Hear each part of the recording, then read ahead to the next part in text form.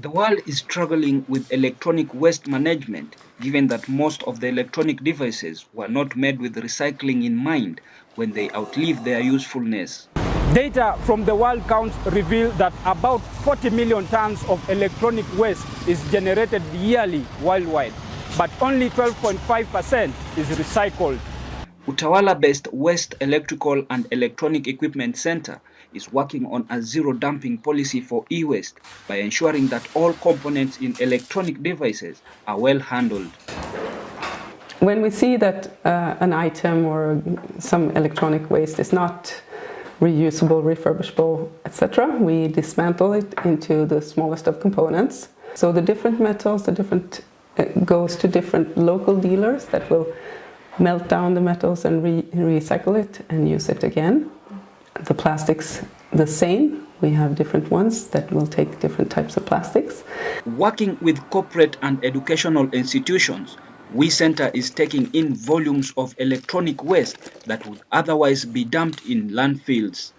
So we remove them. The center then refurbishes the devices that still have usage life, after which some of the refurbished devices are either sold to the public or donated to learning institutions. We have a refurbishing workshop, so if it's like a computer, we can test for the best minimum requirements for refurbishing a computer, and then it can be reinstalled with the new softwares, and from there it can be donated to schools.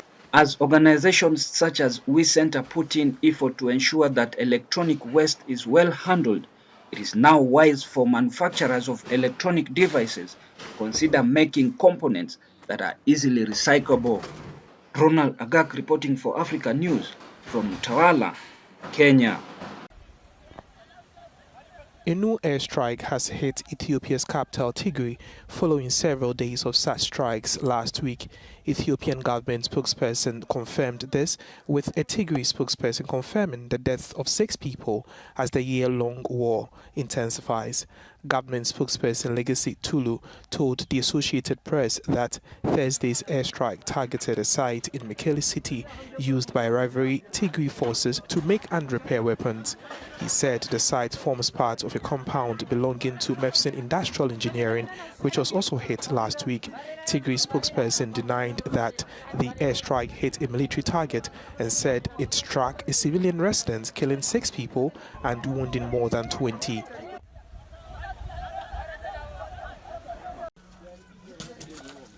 For several reasons, children of school-going age in parts of Africa are sometimes seen in mining pits during school hours. However, here in Busia in Uganda, mining has now become a substitute for school since the rise of COVID-19. Staying at home, sometimes you cannot have a morale to read books,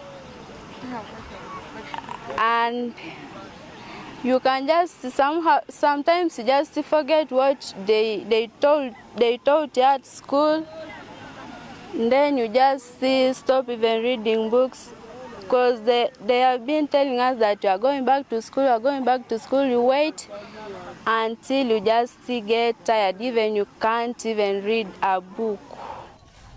Schools in Uganda have been closed for more than 77 weeks, the longest everywhere in the world. This is a disturbing example of how the COVID-19 pandemic continues to transform the lives of millions of children. When COVID came in, schools were closed, other activities got closed. It forced youths to come in and involve in this activity, to get some money for survival. It also forced younger children, because they had nothing to do at home, also to come in.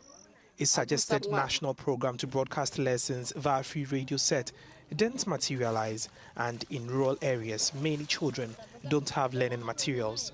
Schools also provide a refuge to vulnerable children, as sources of meals and vaccines are not easily available at home.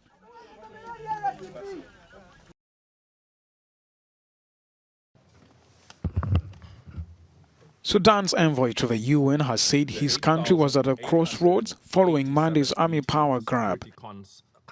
Speaking during a Security Council meeting, Amar Mahmoud also called for international support for Khartoum. The country's army chief on Monday dissolved Sudan's transitional administration, prompting an international backlash. Some delegations have expressed their concerns as to what is currently happening in Sudan. And while understanding their concerns, we would reiterate the need for the international community and the Security Council more specifically to continue providing its support for the people of Sudan at this very important moment, which is a crossroads, in order to bring together the positions of the different Sudanese parties, civilian or military. The meeting is adjourned. The African Union has since suspended Sudan, and the World Bank has cut off financial assistance. The coup has prompted fears of instability in the Horn of Africa region. The rapprochement between Sudan and South Sudan, it happened because of the system that was in Khartoum after the revolution. That system is no longer there since Monday. So although we are hoping things will continue, sadly it will take time. General Abdel Fattah al-Burhan has defended the takeover, saying it was necessary to safeguard the security of the state. Sudan on Wednesday fired its ambassadors to China, the US, France and Qatar for voicing opposition to the coup. People have staged rallies, blocked roads and closed businesses to denounce the push.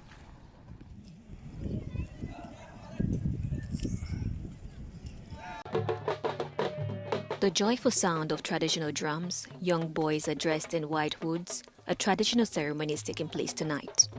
This is the coming-of-age ceremony, which includes a mysterious character, the Kangurang. A custom handed down from generation to generation in this community in Gambia.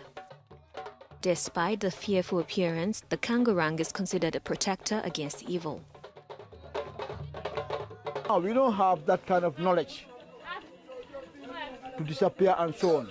Now we fabricate and make this Kangurang. Somebody put it on masquerade and just display, shouting, putting these two cutlass on top, because evil they afraid it. So maybe when you pull it out, they will change that it's a real one. They will afraid. The Kangurangs appear at ceremonies where circumcised boys are taught cultural dances, including discipline and respect. They are followed by a small procession of teenagers and young boys who are accompanying 4 young boys nearing the end of a long-month initiation rite. The Kangurang tradition has since spread to other groups in the region, including Wolof, Fula, and others. Despite it being recognized by UNESCO, it is at a risk of disappearing because of the land development. They sung nice songs. They train me how to sing. They train me how to handle people. They train how to respect people. This is the place we train them, how to respect people and how to respect elders and so on. That's why we make this kind of thing and just make the culture to be survived. And this is the culture we have. And me, I always make the culture to be survived.